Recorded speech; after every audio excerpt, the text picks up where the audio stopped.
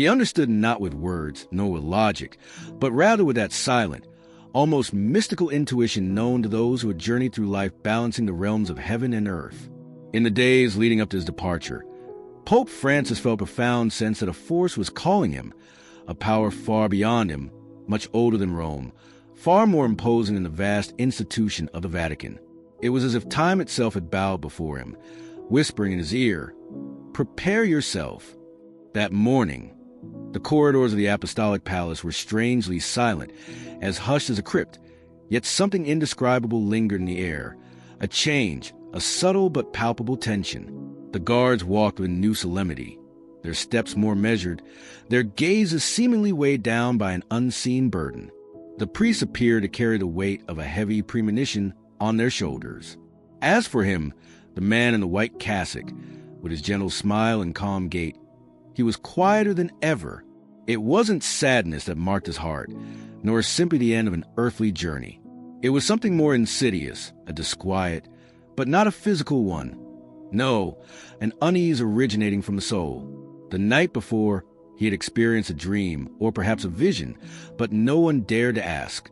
In the sacred circles of the church, some silences remain unbroken, mysteries too heavy to share. What had transpired in his mind? What had been revealed to the most powerful man in the Catholic Church during that night of solitude before his encounter with eternity?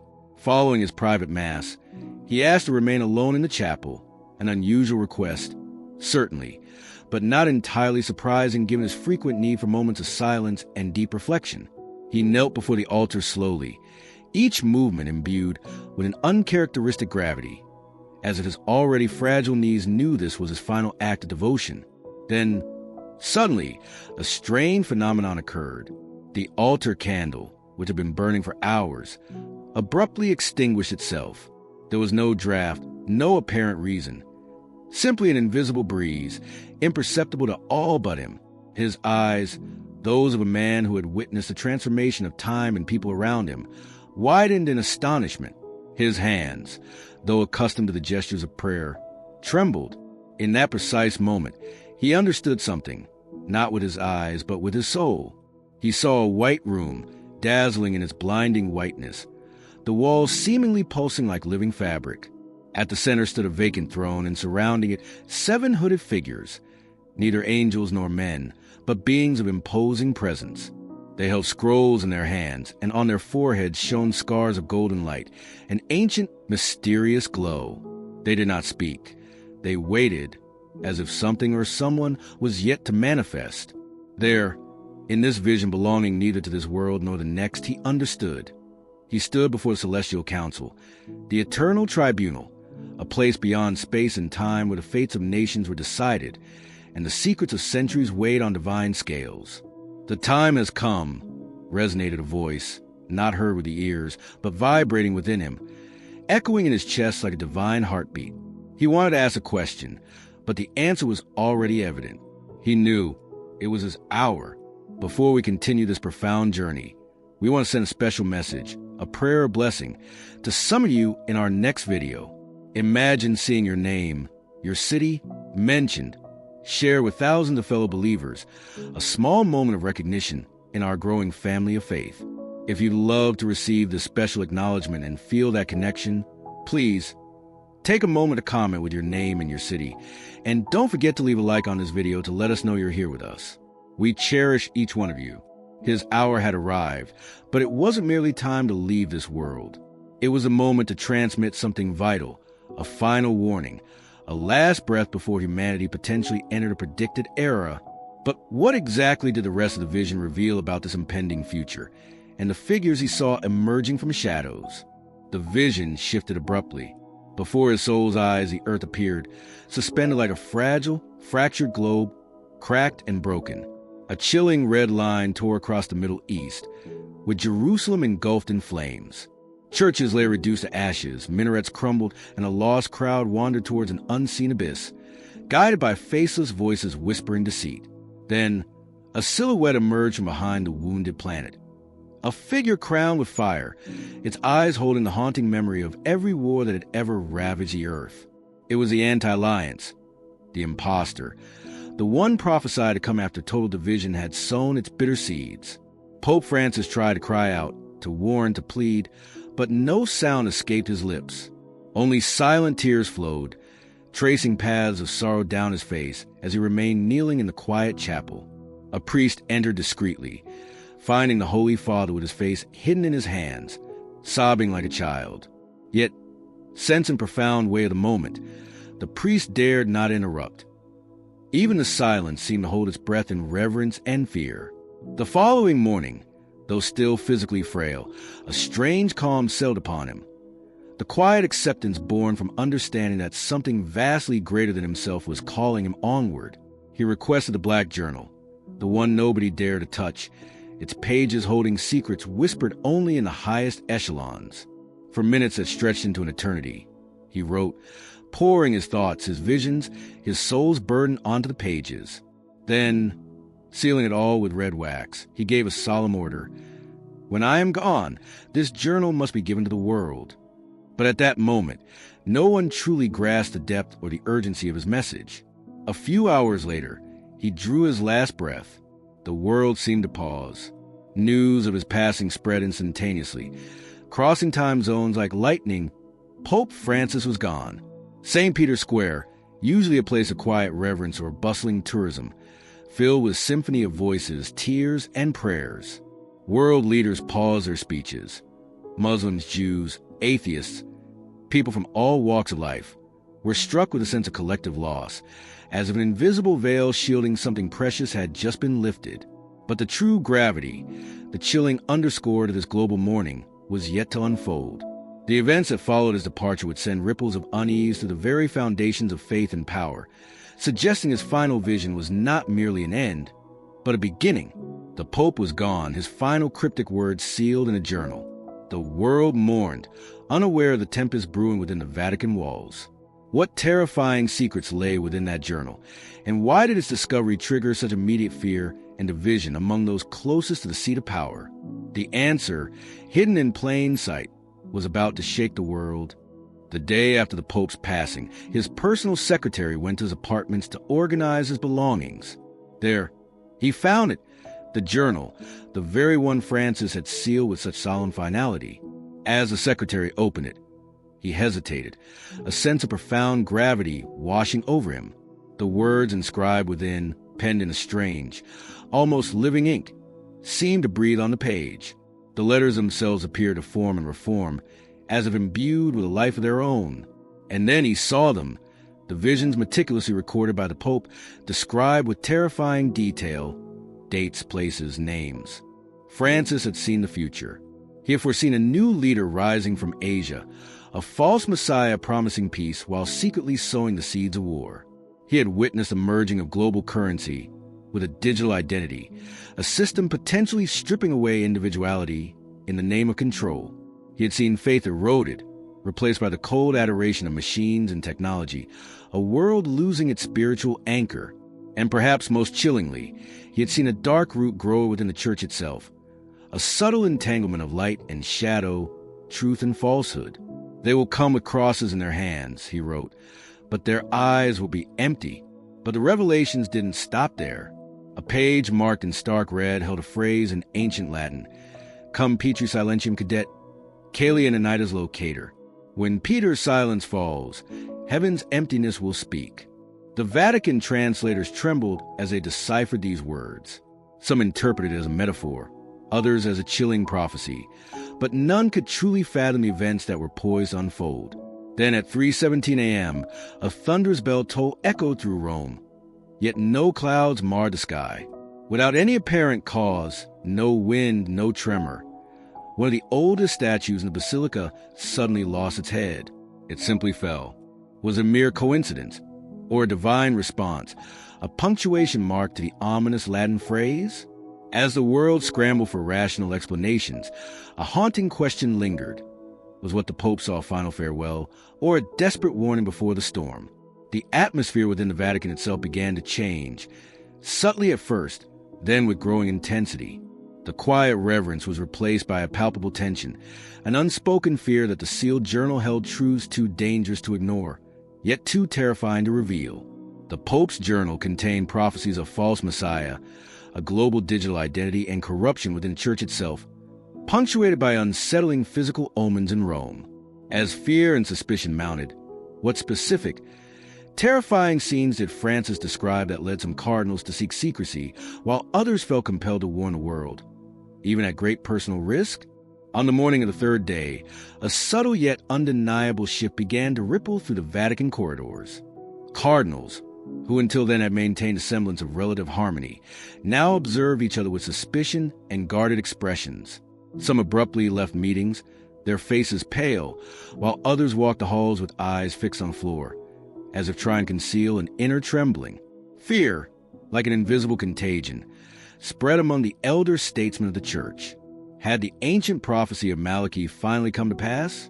Many had believed Francis would be the last pope, the final occupant of Peter's throne before a prophesied collapse. Yet, why the suffocating silence? Why did no one speak openly about what was truly happening?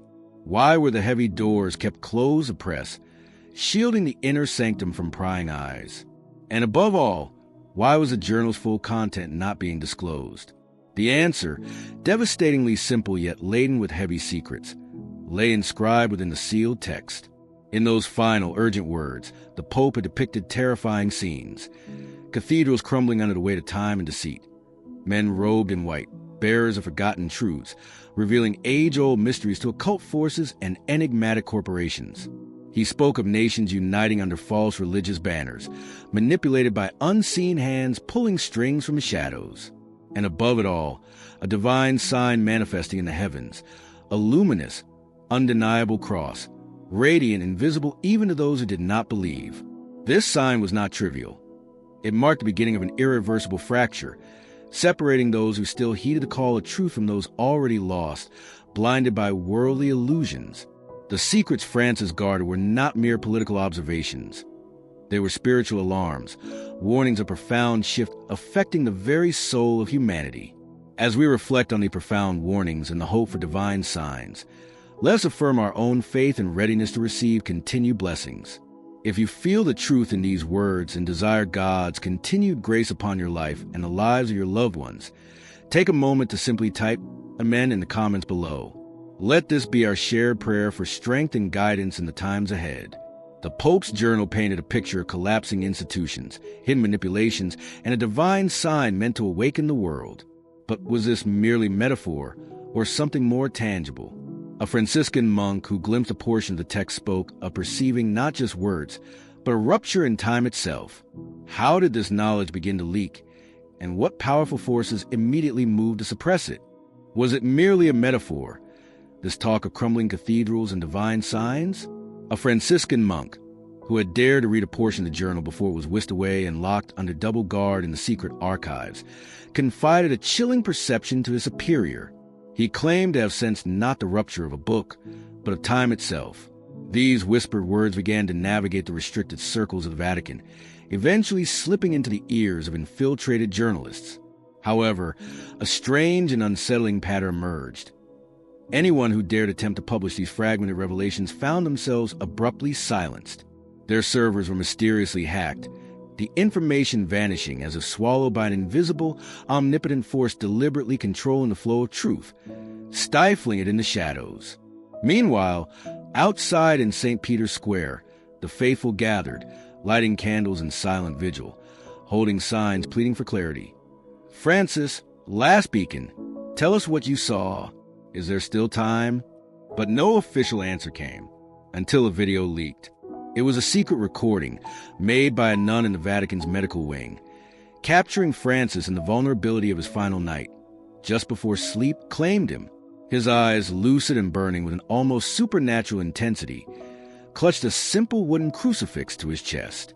He murmured in Spanish, then fixed his gaze directly at the camera. What he uttered would send chills down the spines of all who heard it. No es la muerte lo que asusta, y es lo que viene después por ustedes. It's not death that frightens. It's what comes after for you. It wasn't fear for his own passing, but a deep, trembling fear for the world he was leaving behind. At that moment, Prophetic analysts from Jerusalem to Buenos Aires began to connect the dots, their voices rising in a chorus of concern. Scholars scrutinized the late Pope's words, detecting echoes of forgotten scriptures. Isaiah 24, Matthew 24, Revelation 6, even non-canonical texts like the Book of Enoch. Francis spoke of fallen angels, a spirit of deception already creeping among religious leaders, and went so far as to assert that the one who would soon occupy Peter's throne was already compromised, perhaps even possessed. This lit the fuse of panic within the Roman Curia itself. The leaked words of Pope Francis, hinting at a compromised successor and echoing ancient prophecies, ignited a hidden war within the Vatican. As the journal remained locked away, what tangible signs began to manifest around the globe, confirming the fears whispered in Rome and suggesting the Pope's final vision was not just a warning, but the unfolding present? A silent war had broken out within the Vatican, splitting the Curia into two opposing camps, those determined to bury the Pope's terrifying prophecies in darkness, and those who believed the world deserved to know the truth, however unsettling. One cardinal, whose identity remains anonymous, penned in a private letter, "If this truth is buried, we cease to be a church. We will be nothing more than administrators of collapse." But the more influential faction, perhaps driven by fear or a desire to maintain control, ultimately prevailed. The archives were sealed, and the journal itself was locked away in a subterranean chamber, guarded by Swiss guards under explicit orders to use lethal force, if necessary, to prevent its disclosure. It was then that the signs, the tangible manifestations of the spiritual upheaval Francis had foreseen, began to multiply across the globe. The first occurred in Chile. At dusk, a group of farmers witnessed a spiraling beam of blue light descend from the heavens, hovering above the abandoned chapel of an old convent before vanishing. On the ground where the light had touched, a cross formed perfectly from ash, where no fire had burned. Next, in Ethiopia, an Orthodox monk, deep in a trance, declared he heard a voice say, "He is gone.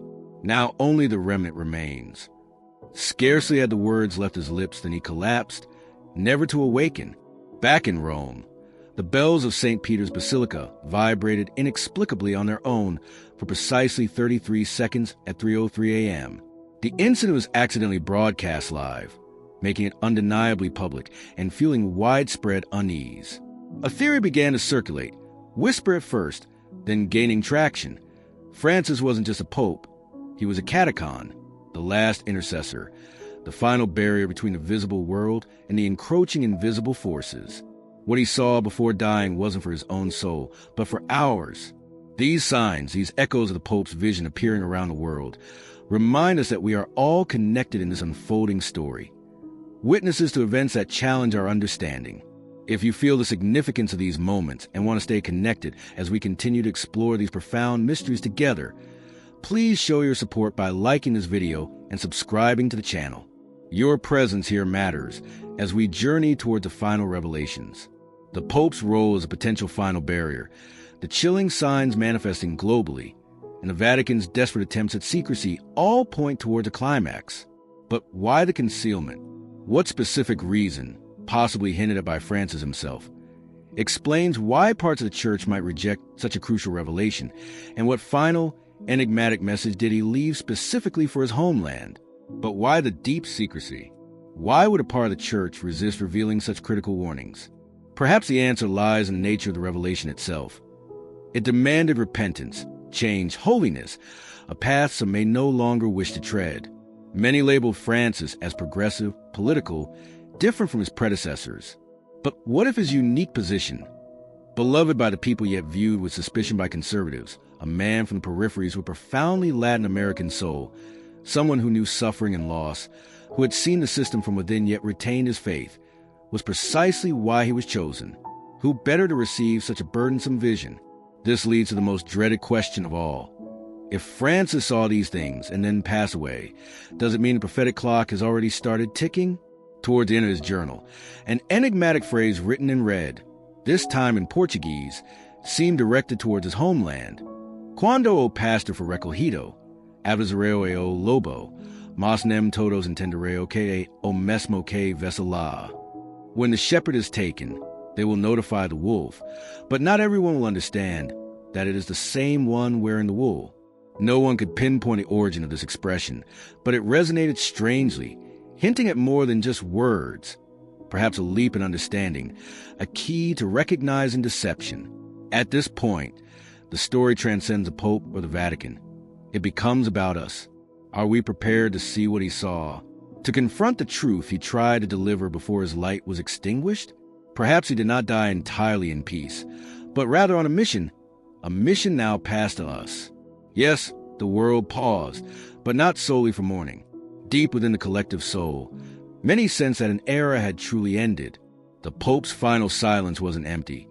It was an echo, a final, reverberating warning before the storm. He saw and he tried to warn us. The choice now rests with each of us, denial or awakening, mockery or understanding. This story doesn't end with Pope Francis's death. It begins. Because what he saw before dying is still unfolding, and when the prophecies fully manifest, there will be no time left for questions, only the memory of his warnings. If you believe in the ultimate sovereignty and saving grace amidst these turbulent times, declare it with us by commenting "Jesus is the King" below. Let this be our anchor of faith. The revelations don't stop here. There is more to understand about the path ahead and the hope that remains. To continue this journey and uncover truths vital for your spiritual life, click on the video now appearing on your screen. It promises to be a guide through the coming days.